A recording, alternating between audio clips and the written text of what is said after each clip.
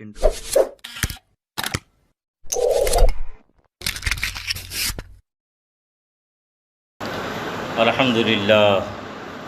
الحمدللہ الذی فضل سیدنا و مولانا محمدا صلی اللہ تعالی علیہ وسلم علی العالمین جمیعا واقامہ یوم القیامۃ للمذنبین المتلوثین الخطائین الہالکین شفیعا فصلی اللہ تعالی وسلم وبارک علیہ وعلی کل من هو محبوب و مرضی لدیہ صلاۃ تبقى وتدوم بدوام الملک الحی القیوم ونشهد أن لا إله إلا الله وحده لا شريك له ونشهد أن سيدنا ومولانا محمدا عبده ورسوله بالهدى ودين الحق أرسله صلى الله تعالى عليه وسلم أما بعد فأعوذ بالله من الشيطان الرجيم بسم الله الرحمن الرحيم محمد رسول الله والذین معه اشداء علی الکفار رحماء بینہم تراہم رکعا سجدا یبتغون فضلا من اللہ ورضوانا صدق اللہ مولانا العظیم وبلغنا رسولہ النبی الامین الکریم ونحن علی ذلک لمن الشاہدین والشاکرین والحمد للہ رب العالمین۔ برادران ملت اسلامیہ، قابل قدر بزرگوں، نوجوان دوستوں، آئیے ہم اور آپ سب مل کر انتہائی ادب و احترام کے ساتھ اپنے و ساری کائنات کے مرکز عقیدت آقائے دو جہاں حضور رحمت عالم نور مجسم جناب احمد مصطفیٰ محمد عربی ارواحنا فدا صلی اللہ تعالی علیہ وسلم کی بارگاہ اقدس میں درود پاک پڑھنے کی سعادتیں حاصل کر لیں۔ پڑھیں اللہم صلی علی سیدنا و مولانا محمد معدن الجود والکرم منبع العلم والحلم والحکم وآلہ الکرام اجمعین وبارک وسلم دائما ابدا سرمدا۔ درود و سلام جس طرح سے میں پڑھاؤں میرے ساتھ مل کر بآواز بلند پڑھنے کی کوشش کریں۔ الصلاۃ والسلام علیکہ یا رسول اللہ، الصلاۃ والسلام علیکہ یا حبیب اللہ، الصلاۃ والسلام علیکہ یا نبی اللہ وعلی آلکہ واصحابکہ یا نور اللہ صلی اللہ تعالی علیہ وسلم۔ قرآن مقدس کی ایک بڑی مشہور آیہ کریمہ میں نے تلاوت کرنے کا شرف حاصل کیا ہے، اور آج تاریخ کی مناسبت کی وجہ سے ایک عظیم شخصیت کا ذکر ہم سب انشاءاللہ سننے کا شرف حاصل کریں گے۔ آج ذی الحجہ کی 18 تاریخ ہے۔ آج سے تقریباً 1409 سال پہلے آج ہی کی تاریخ میں داماد پیغمبر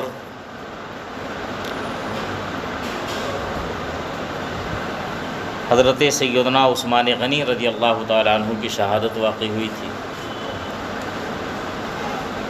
آج ان کی ذات کے حوالے سے اور ان کی شخصیت کے بارے میں کچھ جاننے کی ہم کوشش کریں گے کہ اللہ رب العزت نے انہیں کس قدر عظیم مرتبہ عطا فرمایا۔ ان کا شمار سابقین اولین میں ہوتا ہے، قدیم الاسلام تھے۔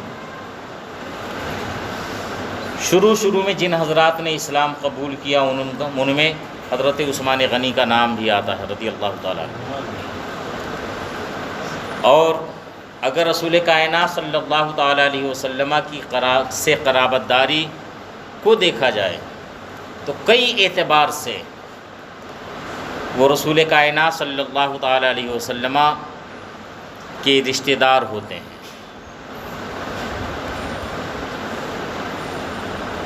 ایک تو خاندانی رشتہ ہے، بنو امیہ سے ان کا تعلق ہے۔ امیہ خاندان میں ایک اور قبیلہ ہے جسے قبیلے عبد الشمس کے نام سے یاد کیا جاتا ہے، اسی قبیلے سے حضرت عثمان غنی رضی اللہ تعالیٰ عنہ کا تعلق ہے۔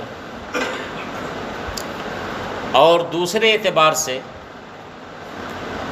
رسول کائنات صلی اللہ تعالیٰ علیہ وسلم کے والد حضرت عبداللہ رضی اللہ تعالیٰ عنہ حضرت عثمان غنی کی والدہ کے سگے رشتہ داروں میں سے ہوتے ہیں، بالکل قریبی تعلقات ہیں، خاندانی رشتہ ہے، اس اعتبار سے بھی قرابت ہے۔ اور سب سے بڑی قرابت یہ ہے کہ اللہ کے رسول صلی اللہ تعالیٰ علیہ وسلم نے اپنی 2 صاحبزادیوں کا نکاح کے بعد دیگرے حضرت عثمان غنی سے فرمایا۔ یہ ایسا شرف ہے، ابن عساکر نے بیان فرمایا، یہ ایک ایسا شرف ہے کہ آج تک کسی کو حاصل نہ ہوا اور نہ صبح قیامت تک کسی کو یہ شرف مل سکتا ہے۔ کسی بھی نبی کی 2 بیٹیاں کسی کے نکاح میں آج تک نہیں آئیں سوائے حضرت عثمان غنی۔ سب پہلے حضرت رقیہ رضی اللہ تعالی عنہ کا نکاح حضرت عثمان غنی سے ہوا تھا، اور جب مکہ سے صنادید قریش اور مشرکین مکہ کے ظلم سے تنگ آ کر رسول کائنات صلی اللہ تعالیٰ علیہ وسلم نے اپنے صحابہ کو حبشہ کی طرف ہجرت فرمانے کا حکم دیا، تو پہلی ہجرت حبشہ میں حضرت عثمان غنی رضی اللہ تعالیٰ عنہ بھی تھے،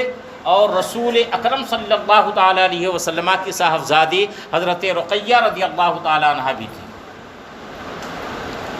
2 مرتبہ اس لیے انہیں صاحب الہجرتین کہا جاتا، 2 مرتبہ آپ نے ہجرت فرمائی، ایک بار حبشہ کی طرف آپ نے ہجرت فرمائی اور دوسری مرتبہ مدینہ طیبہ کی طرف آپ نے ہجرت فرمائی۔ حضور رحمت عالم صلی اللہ تعالیٰ علیہ وسلم کی صاحبزادیوں میں سے حضرت رقیہ ان کے نکاح میں تھی، اور جب وہ مدینہ طیبہ تشریف لائے، حبشہ سے مدینہ طیبہ تشریف لائے، تو کچھ ہی دنوں کے بعد حضرت رقیہ رضی اللہ تعالیٰ عنہ کی طبیعت خراب ہو گئی، وہ علیل ہو گئی، ناساز ہو گئی ان کی طبیعت، اور اسی درمیان جنگ بدر کا واقعہ پیش آیا۔ اسی وجہ سے رسول اکرم صلی اللہ تعالیٰ علیہ وسلم نے حضرت عثمان غنی رضی اللہ تعالیٰ عنہ کو منع فرمائی کہ تم جنگ بدر میں ہمارے ساتھ نہیں چلو گے، بلکہ مدینہ طیبہ میں رہ کر میری بیٹی رقیہ کی تیمارداری کرو گے، ان کی عیادت کرو گے اور ان کی دیکھ بھال کرو گے۔ حضرت عثمان غنی اسی لیے جنگ بدر میں شامل نہ ہوئے،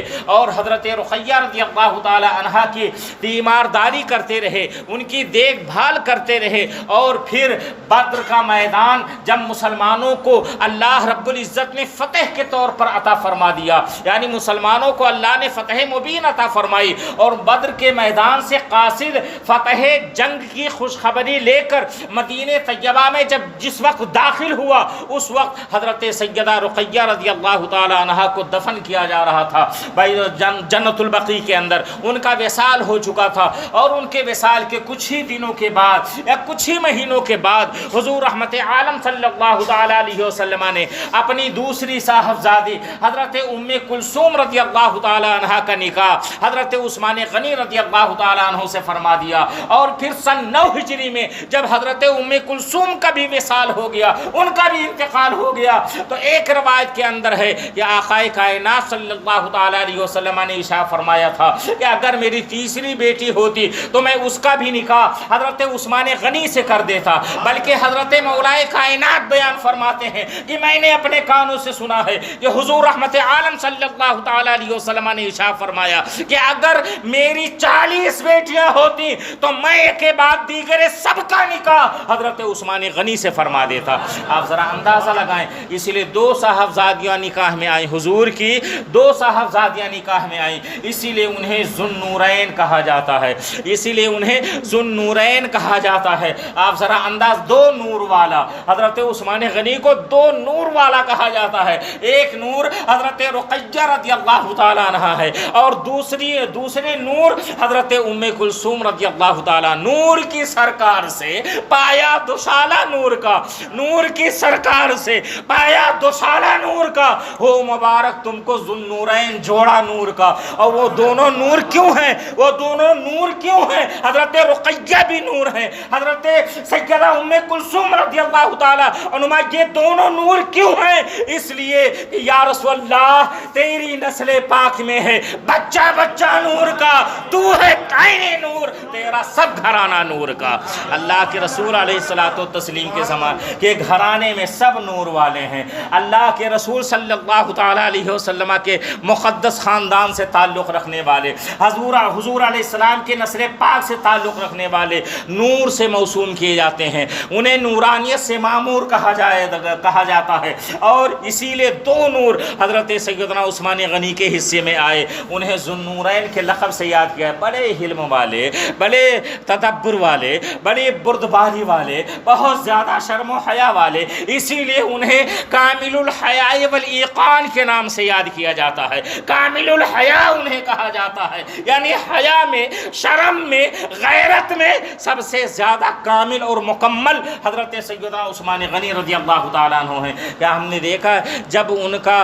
جب خلافت کے بعد سب سے پہلا اتنے شرمیلے، اتنے زیادہ شرم فرماتے تھے، یہ اس قدر حیا فرماتے تھے، جب ممبر پر پہلی بار تقریر کرنے کے لیے کھڑے کیے تو مارے شرم کے کچھ بول نہ سکے، بلکہ صرف الحمدللہ کہا، الحمدللہ رب العالمین، اور اس کے بعد پھر ممبر سے نیچے اتر پڑے اور یہ کہتے ہوئے اترے، لوگوں سنو، پہلی بار گھوڑے پر سوار ہونا بڑا مشکل ہوتا ہے، آنے والے وقت میں ضرور خطبہ تمہیں سناؤں گا، تمہارے سامنے میں ضرور تقریر فرماؤں گا۔ آپ ذرا اندازہ لگائیں، یہ وہ علم والے ہیں، یہ وہ حیا والے ہیں کہ ہم اور آپ تو کس شمار میں، فرشتے بھی ان سے حیا فرماتے ہیں، اللہ کے رسول صلی اللہ تعالی علیہ وسلم بھی ان سے حیا فرماتے ہیں۔ وہ حدیث تو آپ نے سنی ہوگی جس کی راویہ حضرت سیدہ عائشہ صدیقہ رضی اللہ تعالیٰ عنہ ہیں، بیان فرماتی ہیں کہ آقا کائنات صلی اللہ تعالیٰ علیہ وسلم میرے حجرے میں تشریف فرما تھے، اور پھر اتنے میں میرے والد محترم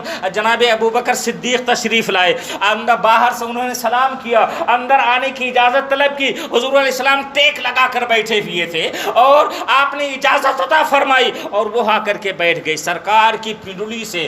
سرکار دو عالم صلی اللہ تعالیٰ علیہ وسلم کی پنڈلی مبارک سے ان کا پیرہن ہٹا ہوا تھا، یہ جو گھٹنے اور ٹخنے کے بیچ والا جو حصہ ہوتا ہے پیر کا، اسے پنڈلی کہا جاتا ہے۔ پنڈلی سے سرکار کا پوشاک ہٹا ہوا تھا، آپ کا پیرہن ہٹا ہوا تھا، اسی حالت میں سرکار بیٹھے رہے۔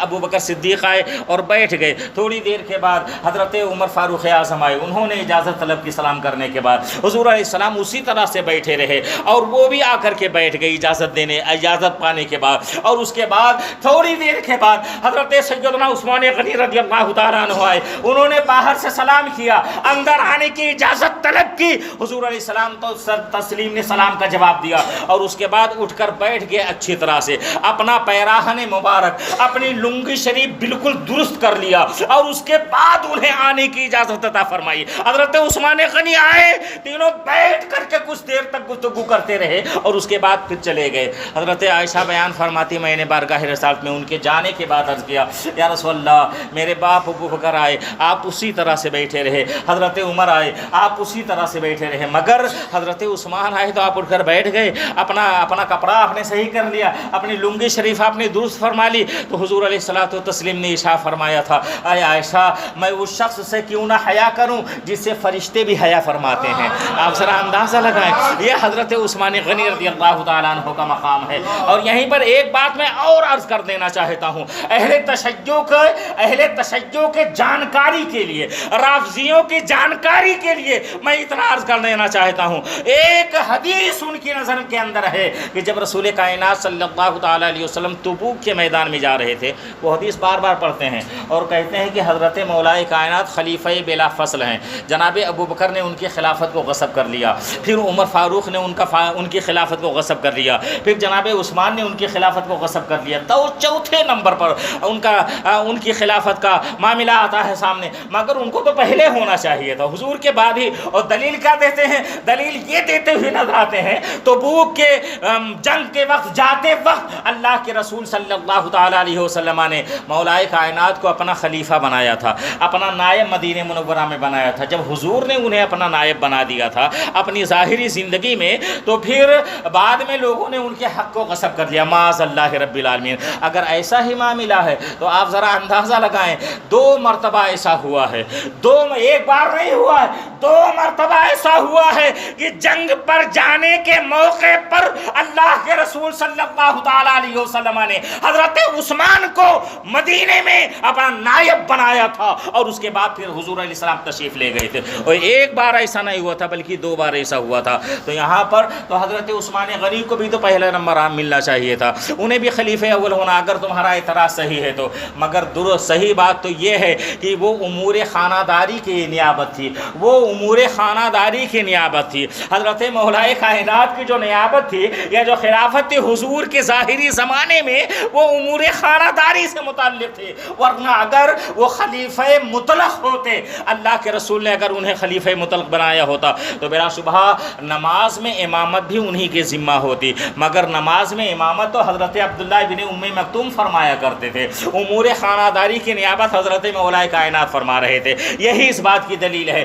وہ خلیفہ بلا فصل نہیں ہے، بلکہ اللہ نے روز اول میں گویا ترتیب بنا دیا تھا، اس لیے یہ موت کا وقت اٹل ہوتا ہے، موت کا وقت متعین ہوتا ہے۔ آپ قرآن پاک کا مطالعہ فرمائے تو پتہ چلے گا، اللہ رب العزت نے اپنے مقدس کلام میں ارشاد فرمایا، اذا جاء اجلہم لا یستأخرون ساعۃ ولا یستقدمون، اور جب ان کی موتیں آئیں گی تو نہ تو ایک لمحہ پہلے اور نہ تو ایک لمحہ بعد میں، جو متعین وقت ہے موت اسی متعینہ وقت پر آیا کرتی ہے، کوئی بھی ہو، کہیں کا رہنے والا ہو، چاہے حادثات کا شکار ہو کر موت کا شکار ہو جائے یا کسی بیماری کے اندر مبتلا ہو کر موت کا شکار ہو جائے، جو متعینہ وقت ہے اسی وقت پر وہ موت آیا کرتی ہے۔ اللہ کے علم پاک میں روز ازل سے یہ بات ہے، اللہ کے علم پاک میں روز ازل سے یہ بات ہے کہ میرے محبوب کے بعد دنیا سے ابو بکر کو جانا ہے، پھر عمر فاروق اعظم کی شہادت ہونی ہے، پھر جناب عثمان غنی کی شہادت ہونی ہے، پھر بعد میں حضرت مولا کائنات کی شہادت واقع ہونی ہے۔ اس لیے اسی اعتبار سے ترتیب بنا دیا گیا تھا، اور اسی اعتبار سے مسلمانوں کے ذہن میں بات ڈال دی گئی تھی کہ حضور علیہ الصلوۃ والتسلیم کے بعد حضرت ابو بکر کو خلیفہ بنایا جائے، تاکہ نیابت رسول کا شرف انہیں بھی مل جائے، اور ان کے بعد عمر فاروق اعظم کو خلیفہ بنا لی مسلمان، تاکہ خلافت رسالت کا شرف حضرت عمر فاروق اعظم کو مل جائے، اور ان کے بعد حضرت سیدنا عثمان غنی کا معاملہ سامنے آ جائے ان کی خلافت کا، تاکہ انہیں بھی خلافت مل جائے اور خلافت کا شرف مل جائے، نیابت کا شرف مل جائے۔ ورنہ وہ 6 آدمی تو تھے خلیفہ بنانے میں، حضرت عمر فاروق اعظم رضی اللہ تعالیٰ عنہ، ایسا تو نہیں تھا کہ اچانک ان کا وصال ہو گیا تھا، ایسا تو نہیں تھا کہ جو ضرب لگی تھی حضرت عثمان غنی کو، اس ضرب کی بنیاد پر فوری طور پر وہ شہید ہو گئے، ایسا تو نہیں تھا حضرت عمر فاروق اعظم کے ساتھ، اس لیے کہ انہیں زخم دیا گیا تھا، وہ زخمی کیے گئے تھے، اور زخمی ہونے کے تیسرے دن ان کا وصال ہوا تھا۔ وہ وصیت فرمانے کے لیے ان سے لوگوں نے کہا بھی تھا، انہوں نے 6 آدمیوں کا تعین کر لیا تھا، یہ 6 آدمی کی کمیٹی بنائی جاتی ہے، یہ جس کو چاہیں گے خلیفہ بنا لیں گے۔ حضرت عبد الرحمن ابن عوف بھی تھے، حضرت زبیر بھی اس کے میں اندر تھے، حضرت طلحہ اس کے اندر تھے، حضرت مولا کائنات اس کے اندر تھے، حضرت عثمان غنی اس کے اندر تھے، حضرت سعد بن ابی وقاص ان کے اندر تھے۔ وہ 6 آدمی کی کمیٹی تھی جو بنا دی گئی تھی، اور اس کے بعد پھر جب یہ تینوں ان کے شہادت کے بعد، حضرت عمر فاروق اعظم رضی اللہ تعالیٰ عنہ کی شہادت کے بعد جب یہ 6 آدمی اکٹھا ہوئے کہ مسلمانوں کے امور کا امیر کسی کو بنا دیا جائے، اب مسلمانوں کے امور کا حاکم کسی کو بنا دیا جائے، تو ان 6 لوگوں میں سے حضرت عبد الرحمن ابن عوف رضی اللہ تعالیٰ عنہ نے کہا، یہ سب سے پہلے ہم یہ کام کرتے ہیں 3 آدمی اپنا حق 3 آدمی کو دے کر کے دستبردار ہو جائیں، یعنی اپنا حق 3 آدمی کو دے دیں اور وہ تینوں برطرف ہو جائیں، تینوں الگ ہو جائیں۔ چنانچہ ایسا ہی ہوا، حضرت عبد الرحمن ابن عوف کو حق دے دیا گیا، حضرت مولائے کائنات کو حضرت طلحہ نے حق دے دیا، حضرت عثمان غنی کو حضرت زبیر نے اپنا حق دے دیا، حضرت سعد نے حضرت عبد الرحمن بن عوف کو اپنا حق دے دیا۔ اب یہ 3 لوگ بچتے ہیں، جن میں حضرت عبد الرحمن بن عوف ہیں، حضرت مولائے کائنات ہیں، حضرت سیدنا عثمان غنی رضی اللہ تعالیٰ عنہ۔ اب یہی 3 تو بچے، 3 لوگوں نے اپنا حق 3 لوگوں کو دے دیا۔ اب یہ 3 حضرات بچتے ہیں، اب یہ آپس میں مشورہ کرنے کے لیے بیٹھ جاتے ہیں۔ حضرت عبد الرحمن بن عوف رضی اللہ تعالیٰ عنہ نے جب یہ کہا، انہوں نے یہ کہا کہ مجھے خلافت نہیں چاہیے، میں مسلمانوں کا حاکم بننے کے لائق نہیں ہوں، مجھے بہت زیادہ کام ہوتا ہے، میں اپنے تجارت کو سنبھالتا ہوں، اس لیے میں حاکم نہیں بننا چاہتا، میں خلافت کا دعوے دار نہیں بننا چاہتا ہوں۔ اب آپ دونوں میں سے جو اس کے لیے راضی ہو اس کو خلیفہ بنا دیا جائے۔ انہوں نے حضرت مولا کائنات سے پوچھا، خاموشی انہوں نے اختیار فرمائی۔ انہوں نے حضرت عثمان غنی سے پوچھا، انہوں نے بھی خاموشی اختیار فرمائی۔ پھر حضرت عبد الرحمن بن عوف رضی اللہ تعالی عنہ نے کہا، اب میں آپ دونوں کے سامنے ایک مشورہ رکھنا چاہتا ہوں، کیا آپ لوگ قبول کریں گے؟ دونوں نے ایک زبان کہا، حضرت مولا کائنات نے بھی، حضرت عثمان غنی رضی اللہ تعالی عنہ نے بھی، ہاں ہمیں قبول ہوگا۔ تو حضرت عبد الرحمن بن عوف رضی اللہ تعالی عنہ نے یہ عرض کیا کہ میں جس کو بھی خلیفہ بنا دوں، مسلمانوں کا امیر بنا دوں، وہ قبول کر لے گا، چاہے میں آپ کو بناؤں تو آپ قبول کر لیں گے، اور اگر آپ کو بناؤں تو آپ قبول کر لیں گے، یعنی ان کی خلافت کو آپ قبول۔ دونوں نے ایک زبان کہا، ہاں ہمیں منظور ہے، آپ جو فیصلہ کریں گے وہ فیصلہ ہمیں قبول ہوگا۔ چنانچہ پھر حضرت مولا کائنات کو لے کر جاتے ہیں الگ، اور کہتے ہیں آپ اللہ کے رسول کے قریبی رشتہ دار ہیں، آپ داماد رسول ہیں، اب مجھے امید ہے کہ اسلام کو کمزور آپ نہیں ہونے دیں گے، اگر میں حضرت عثمان غنی کو خلیفہ بنا دوں تو آپ قبول کر لیں گے، اور اگر میں آپ کو خلیفہ بناؤں تب بھی آپ قبول کر لیں گے۔ انہوں نے کہا ہاں ٹھیک ہے، مجھے منظور ہے۔ حضرت عثمان غنی کو بھی الگ لے جا کر کے حضرت عبد الرحمن بن عوف نے اسی طرح سے کہا، اور اس کے بعد پھر جب آنے کے بعد حضرت عبد الرحمن بن عوف نے حضرت عثمان کا ہاتھ پکڑا اور بلند کر دیا، اور یہ فرمایا آج کے بعد اللہ کے رسول کے خلیفہ یہ ہیں، ان کے نائب یہ ہیں۔ اور پھر وہ فوری طور پر حضرت عبد الرحمن بن عوف رضی اللہ تعالیٰ عنہ حضرت عثمان غنی کے ہاتھ پر بیعت کرتے ہیں، اور پھر حضرت مولا کائنات حضرت عثمان غنی رضی اللہ تعالیٰ عنہ کے ہاتھ پر بیعت کر لیتے ہیں۔ اس طرح سے خلافت عثمان غنی کا معاملہ نگاہوں کے سامنے آتا ہے۔ اور پھر معاملہ یہ حضرت عثمان غنی جب خلیفہ ہوئے، یعنی جب وہ امیر المومنین ہوئے، تو سن 24 ہجری سے لے کر کے سن 35 ہجری تک تقریباً کم و بیش 12 سال کا زمانہ ایسا رہا ہے۔ 12 سال تک حضرت سیدنا عثمان غنی رضی اللہ تعالیٰ عنہ مسلمانوں کے خلیفہ رہے، جن میں سے 6 سال ایسا رہا مسلمانوں کے لیے بڑا ہی آرام دہ۔ 6 سال تک کسی کو کسی بھی طرح کی کوئی شکایت حضرت سیدنا عثمان غنی رضی اللہ تعالیٰ عنہ سے نہیں ہوئی، مگر بعد کے 6 سالوں میں بعض گورنروں کی وجہ سے، بعض صوبے کے حاکموں کی وجہ سے، صوبے داروں کی وجہ سے کچھ لوگوں کو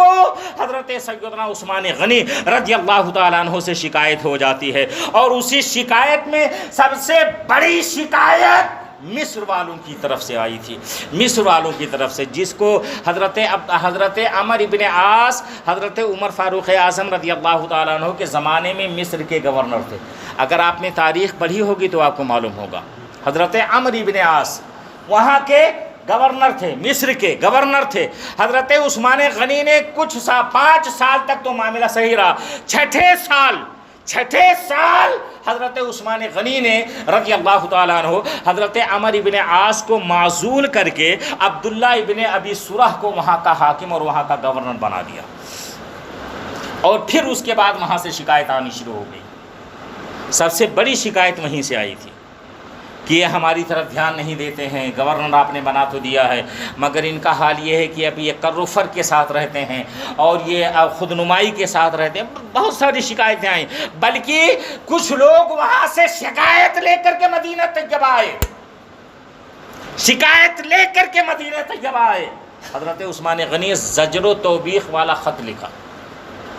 ڈانٹ ڈپٹ والا، کہ اب آئندہ اگر شکایت آئی تو یاد رکھو تمہیں معزول کر دیا جائے گا اور سزا بھی دی جائے گی. یہ خط جب پہنچا وہاں پر حضرت سیدنا عثمان غنی رضی اللہ تعالیٰ عنہ کا، تو اس نے عبداللہ ابن ابی سورہ نے خط کو نظر انداز کر دیا، اور جو لوگ شکایت کرنے کے لیے آئے تھے مدینہ طیبہ مصر سے، جو لوگ شکایت کرنے آئے تھے انہیں قتل کروا دیا. بس یہیں سے فتنہ شروع ہوا. پھر پوری جماعت 700 لوگ آتے ہیں،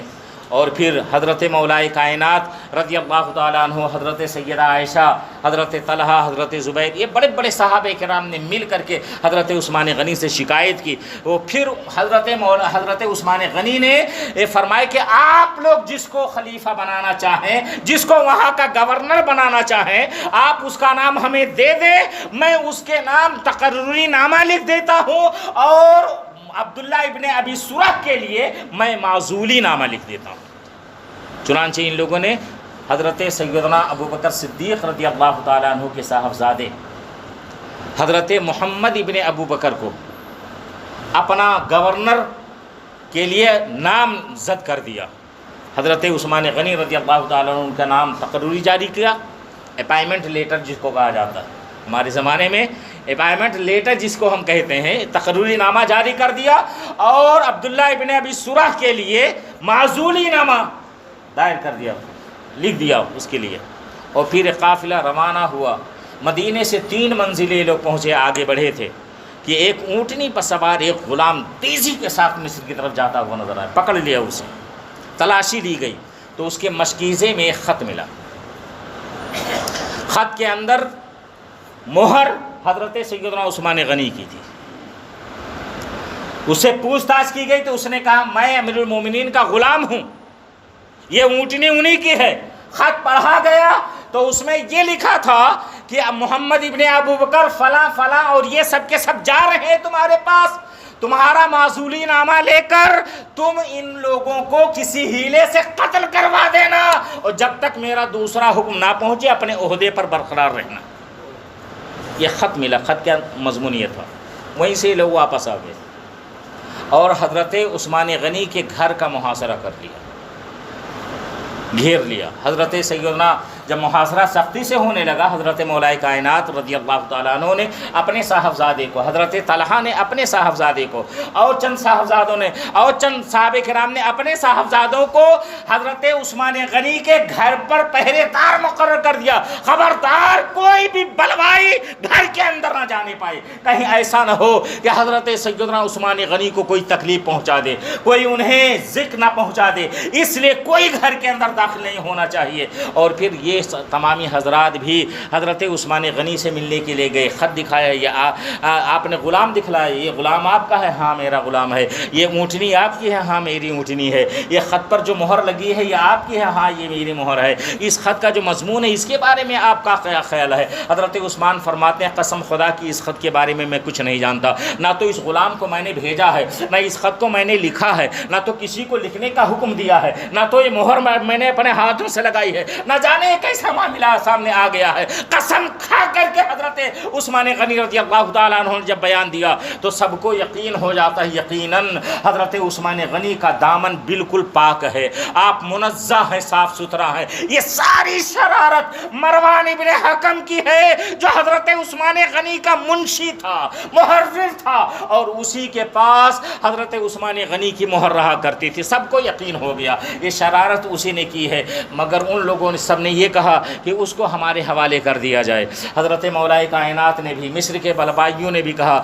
مطالبہ کیا کہ مروان کو ہمارے حوالے کر دیا جائے. حضرت عثمان غنی رضی اللہ تعالیٰ عنہ نے یہ خیال کیا شرعی شہادت تو ہے نہیں، اس لیے کہ تحریر دوسری تحریر سے میل کھا جاتی ہے. یہ تحریر کوئی شہادت نہیں ہوتی ہے، ہاتھ کی تحریر یہ کوئی شہادت نہیں ہوتی ہے، یہ کوئی ثبوت نہیں ہوتا ہے. اور اگر میں نے مروان کو حوالے کر بھی دیا تو یقین یقیناً یہ لوگ مروان کو قتل کر دیں گے، اور جب مروان کو قتل کر دیں گے تو بلاد اسلامیہ میں بہت سارے شہر ایسے ہیں جہاں پر امیہ خاندان کے گورنر تعینات ہیں، وہاں کے گورنر متعین ہے، امیہ خاندان کے گورنر متعین ہے۔ اگر مروان کو قتل کر دیا گیا تو مروان چونکہ امیہ خاندان سے تعلق رکھتا ہے، اس لیے پورے بلاد اسلامیہ میں ایک طرح سے نفرت پھیل جائے گی اور بغاوت پھیل جائے گی، اور یہ جو گورنر ہیں امیہ خاندان کے، یہ لوگ بغاوت پر آمادہ ہو جائیں گے اور مسلمان ایک دوسرے کا خون بہانے کے لیے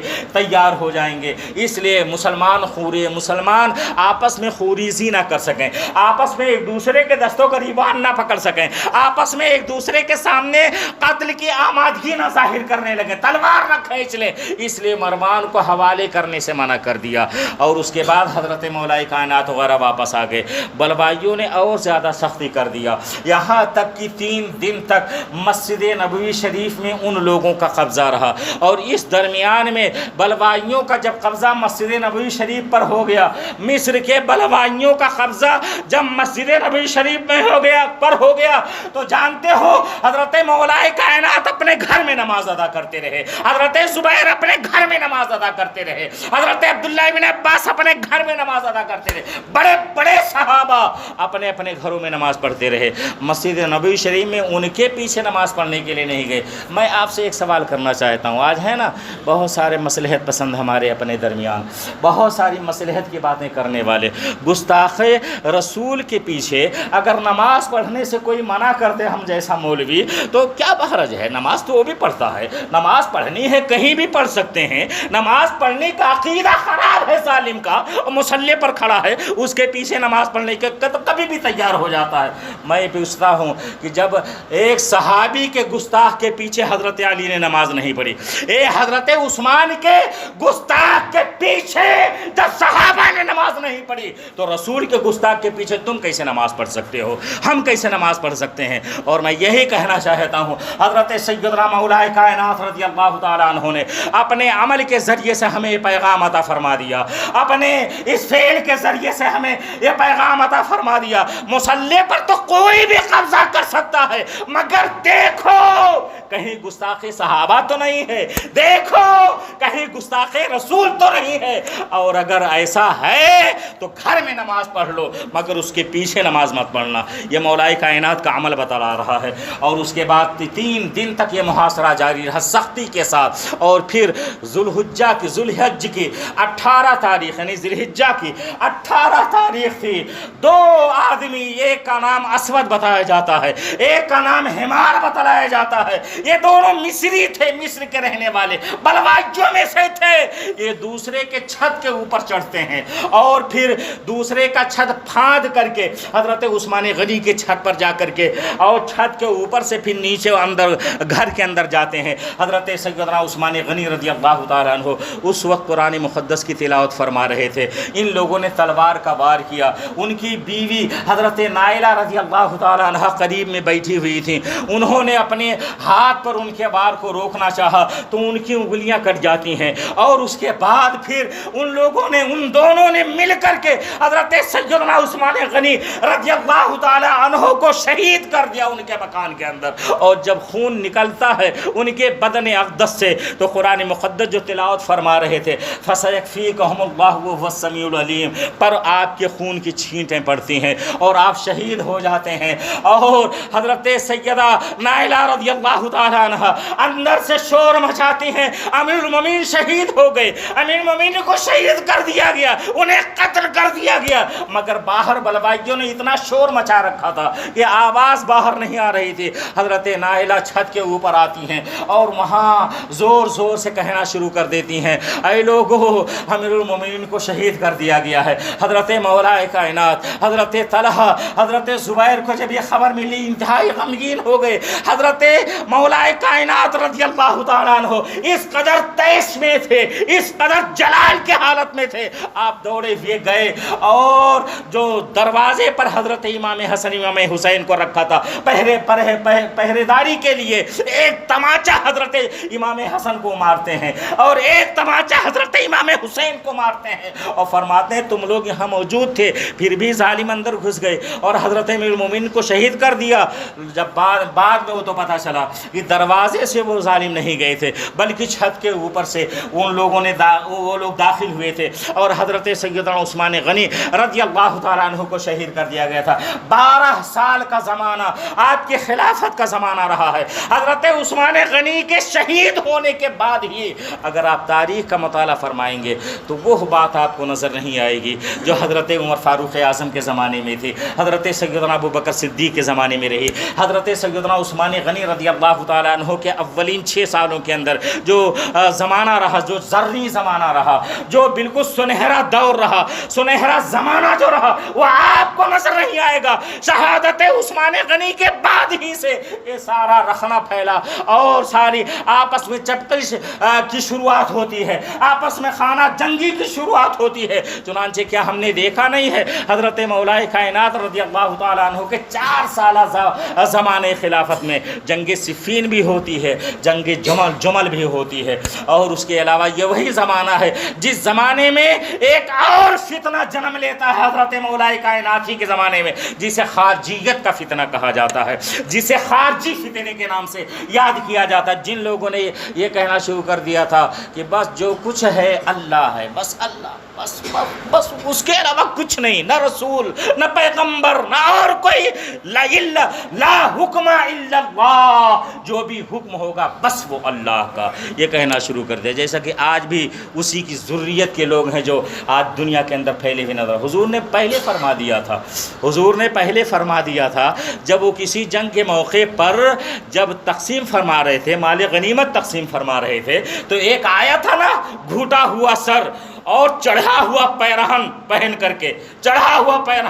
کے آیا تھا، بڑے کر و فر کے ساتھ۔ حضور علیہ السلام میرے ساتھ انصاف کیجئے، سرکار نے اس کو مال عطا فرمایا، اس کو دیا مال۔ پھر اس نے کہا آپ انصاف نہیں کر رہے ہیں، آپ حضور سے کہتا ہے وہ آنے والا، کہتا آپ انصاف نہیں کر رہے ہیں، آپ انصاف سے کام لیجئے۔ اللہ کے رسول علیہ السلام نے ارشاد فرمایا کہ نادان، اگر میں ہی انصاف نہیں کروں گا تو پھر انصاف کون کرے گا؟ حضرت مولا کائنات نے فرمایا تھا، عرض کیا تھا یا رسول اللہ، حکم دے اس کی گردن اڑا دوں، یہ منافق ہے۔ سرکار نے فرمایا کہ اگر تم علی اس کو قتل بھی کر دو گے نا تو اس کی ذریت کے لوگ قیامت تک آتے رہیں گے، اس کے خیالات کے لوگ آتے رہیں گے، یہ خیالات تبدیل نہیں ہوں گے۔ میں یہ عرض کرنا چاہ رہا تھا، یہ بتلانا چاہ رہا، حضرت سیدنا عثمان غنی رضی اللہ تعالیٰ عنہ کا مقام انتہائی بلند و بالا، در منصور قرآن کا سلکے بہی، زوج 2 نور عفت کے لاکھوں سلام، یعنی عثمان صاحب قمیص ہدا، حلہ پوش شہادت پہ لاکھوں سلام، حلہ پوش شہادت پہ لاکھوں سلام۔